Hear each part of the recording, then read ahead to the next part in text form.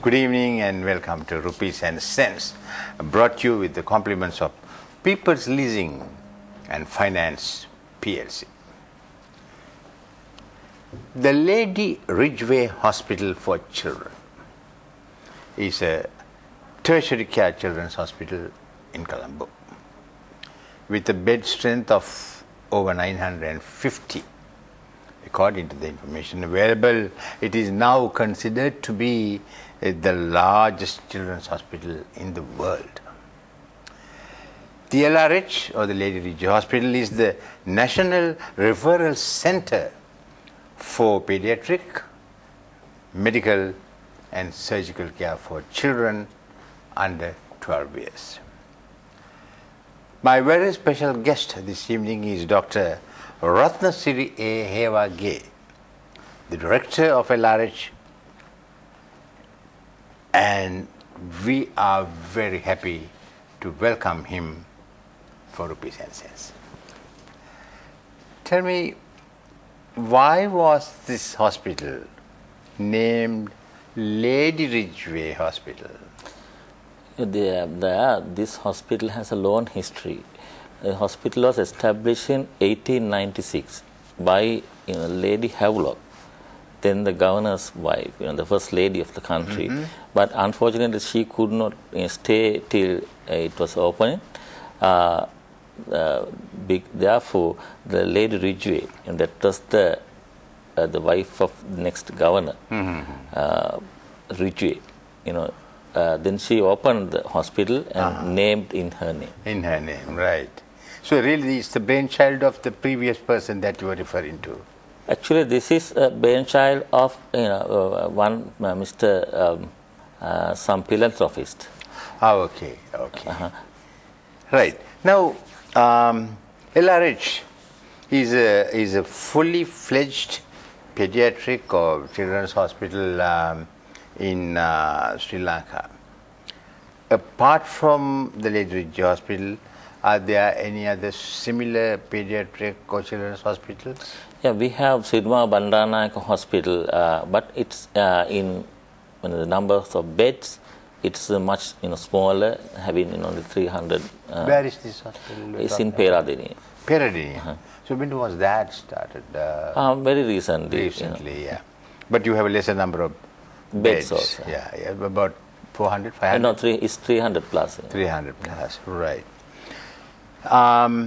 Where Colombo LRH is concerned, what is the strength of your staff, both medical professional as well as non-medical staff like paramedics and so on? Altogether, we have 3,000 staff approximately. That includes almost 70 consultants and 500 doctors. My goodness. And 700 plus nurses, and so on. It's a large hospital. Because all the time you are dealing with about 950 to 1,000 pediatric patients. Yes, almost 1,000. Between that keeps changing, right? Now, if you were to compare this services, the standards and the type of treatment at LRH with similar children's hospitals in the region, what would be your comments? Actually, as far as the core business is concerned, we are at the top of the place, because the healthcare we give is the number one. That's no question about it. But when you compare, some hospital in India, they have accommodation facilities much better than us. But as far as the core business, giving medical care is concerned, we are far ahead. But there is no provision for a parent to stay with the child during the period the child is hospitalized. Actually, the mother or father is given a chance of staying. It is given, but in those hospitals in other countries, they have separate rooms. Right. We have only the wards where the beds are kept and children are kept with the parents. But where our medical facilities are concerned, that's given, I mean, absolutely free of charge. Yeah, it's one of the wonders in the world. We say we have health without wealth. Even before we come to middle income country, we were given one of the best healthcare. It's a surprise for the world. Now, in some of our hospitals, we do have what you call the paying boards. By any chance, are there any paying boards at LRH? No, not at the moment. And we are hoping to have, but not at the moment. Not at the moment. So where the facilities are concerned, like operating theatres and various other tests that are being carried out there, you have everything there under one roof. You don't have to sort of go to another place for any particular test. Yes, almost all the tests. There are some exceptions. Say, for example, MRI scan. We get the service of National Hospital, but our MRI scanners is on the way. It's only yet to come. But it will come in 2 months' time. What difference would it make then? Yeah, actually, this is a donation from Chinese government, mediated by Her Excellency the First Lady, Siranti Wickramasinghe Rajapaksa. Now, actually, we have built the building. The machine is yet to come. It has to come from China. When you say that you have built, is it going to take a lot of space? Yeah, but it's not going to have a lot of space. But it's the kind of various of high technical the machinery. Yeah, you need some technical environment. So we have almost done. The machine is now being manufactured in the company. And the hospital is open 24 hours a day, 365 days a year. It's one of the few hospitals in Sri Lanka having outpatient department open 24 hours a day. So do you sometimes find pediatric patients coming from other parts of the country? Yes. Actually, we cater for the Colombo district for primary and secondary care basically, and we cater all tertiary care of the island wide. That's a big business. Right. So really, running a pediatric hospital, I think is a lot more difficult and more responsible than a hospital for the adults. For an example, I'm assuming that one of the biggest problems that you may be having is the communication problem, because as an adult can tell, well, this is where it hurts, this is where I find it painful, etc. But in the case of a little child, the only thing that the child could do is to sort of cry. With that, you have to diagnose. How do you doctors sort of do this? Obviously, you must be talking to your parents. Other than that, actually, I must tell at the beginning, it's encouraging. It's really encouraging. Treat and work with children, but we have to read the doctors and nurses. They have to read the patient, that's the child, and they have to read the mother or father, and they have to read the family, and they have to read village and the environment also. Then only you can make a diagnosis. It's as you said, it's a difficult task, but it's the way the pediatrics is developing in the world. Now we can diagnose anything as parallel to the adults medicine. There is no difference between diagnosing. But if you take a child of about, say, 8, 9, 10, who's able to communicate, is quite different from a 1 year, 2-year-old child. Sometimes I often wonder I mean, how do these tricks diagnose and figure out what exactly is wrong with this child? No, actually, we take the holistic picture. Not like in adults, we take we take the holistic picture, and once we look at the child, we can tell about 50% of it's the whole body we are looking at, not like the one part organ of a body. It's quite interesting, the way child look, appeared, and moving, and the sucking the breast, and having feet. So those tells us about their disease. That's sort of the signals you are getting. Yeah. The way they are. And the other most important thing, we involve mother for the diagnosis. Oh, right. Mother is the best person to tell about. Yeah.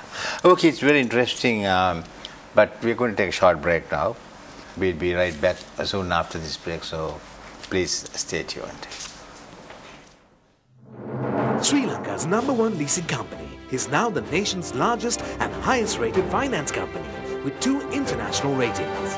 Let us move the nation as one with People's Leasing and Finance PLC.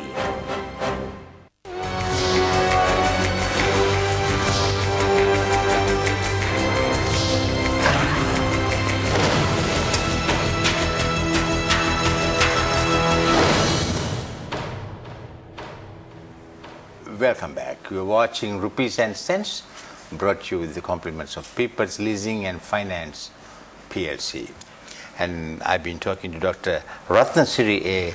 Hewage, the director of Lady Ridgeway Hospital for Children, about the hospital itself.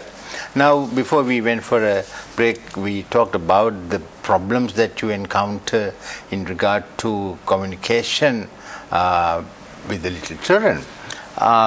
Now, as I said earlier, now when you're dealing with these little children, obviously, do you sort of provide a special training for the nurses and the other staff dealing with the children, how to deal with the problem with a little child?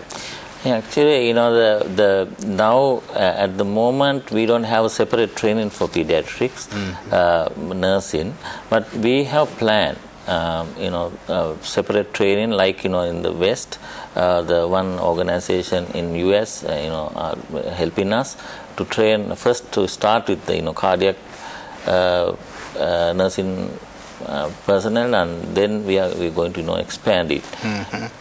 But the nurses training itself has a small component of pediatric nursing. Now, for an example, if one is to obtain some information with regard to the LRH or the sort of treatment or anything that's been carried out by the hospital, regardless of the language, how does one get that info? Actually, it's very easy now. We have Government Information Center. It's 1919. 1919. Yeah, 1919. Anybody can dial. They can get any information about Lady Ridgeway Hospital by any phone. The 1919 1919, and in 3 languages. So that is where the information is concerned. But can somebody call and ask, well, my son or my daughter has got this problem, what do I do? Shall I bring the child there, or would you prescribe something over the phone, for which of course you will have to have the medical knowledge? Yeah, actually we haven't started that sort of a service, but I can tell for your information that there is a service available with SLMA, Sri Lanka Medical Association, such service, but at the moment we don't have such service. You don't have, yeah. Another thing that a problem that you must be having, correct me if I'm wrong. Now, sometimes before the child is brought to the hospital for treatment, the parents or an adult at home comes to a conclusion as to what's wrong with this child, and this is what he should be given. We will give this medicine. I mean, there's no need to rush to the hospital. And so, have you come across any incidents like that? Yes, is it very common? It's common, it's common and it's pathetic also, because the recently, our current problem is dengue epidemic. Yeah. I take this opportunity to tell the public also about the dengue epidemic and the importance of not giving anything non-prescribed by the parents, because recently we had several deaths because of the parents have given some unnecessary drugs to reduce fever. The only thing the fever shoots up. Only thing what happen is the dangerous thing or the bad thing happen is the fits, getting the fever fits, but it is not a life endangering the life. But here, if you give something unnecessary to reduce the fever, you can endanger the life of the child. Therefore, we generally tell public not to give anything unprescribed to children.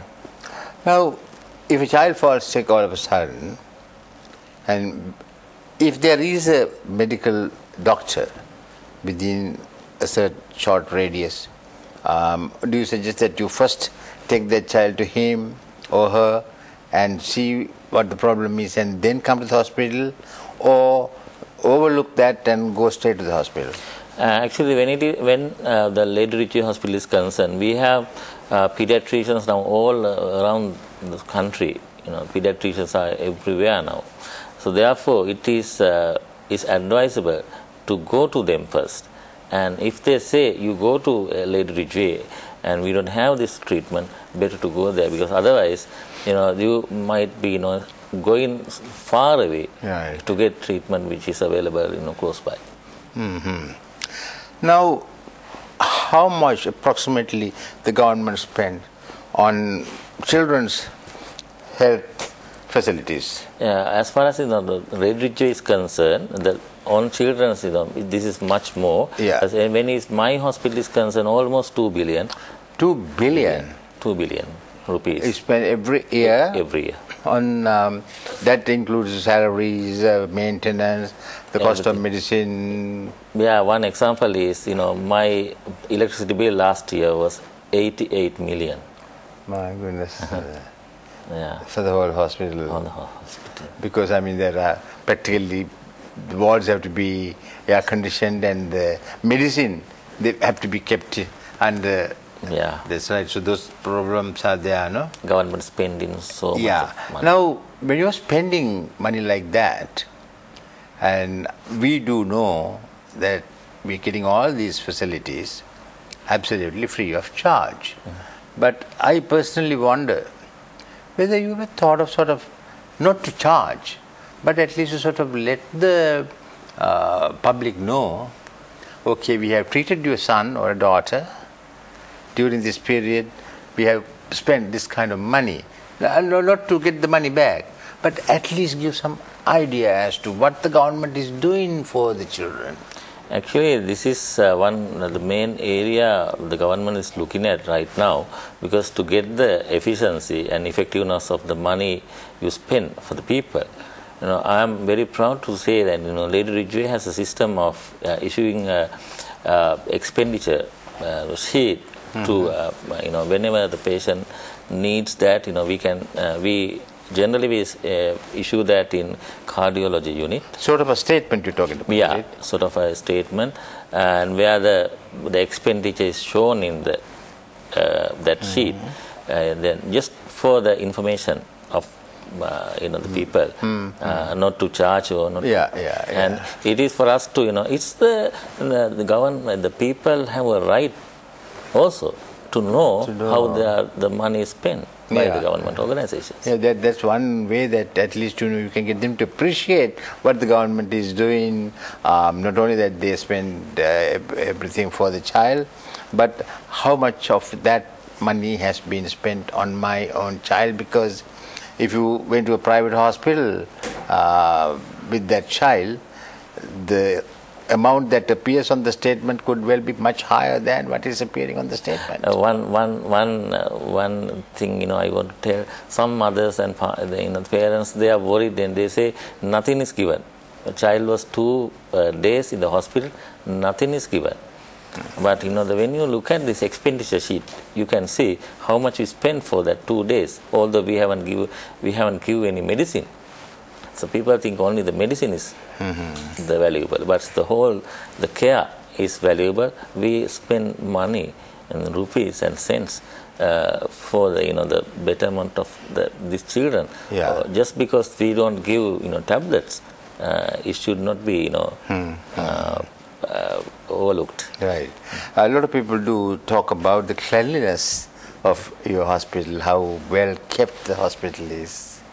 That is very important when it comes to a pediatric hospital. Yes, actually my staff is one of the best staff I have worked with. So they are so keen. I never had a strike. It's my consultants, the nursing staff, doctors and paramedicals, all. Right. They are very keen, and they take it as their own thing, and they take it as is kind of a national business duty to look after the children of the nation. And they do their job with a lot of inner feelings. Yes. Tell me, finally, very brief answer, what are the future plans there? Actually, thank you very much for asking this question, because we have what is called child-friendly refugee project. We have the vision to become the best pediatric hospital in Asia before end of 2020, and we have 3 main components in that. First one is to make available the medical services available in Asia to our children. The second one is to change the environment of the care to suit the children, without being a traditional hospital. So then the most important one, to train staff to talk to children in their way. That is most important, I think, when it comes to pediatrics, right, to tell children in their own words. Yeah. It's really very nice to hear that you are working to a plan, and let me take this opportunity to wish you all the very best in all your future endeavors, and do keep up the good work. Thank you for joining me in this discussion. Thank you, Dad. Thank you very much. With that, we conclude Rupees and Sense tonight. We'll be back again 2 weeks from today at 10 p.m. here on IT, and do join us then. Good night.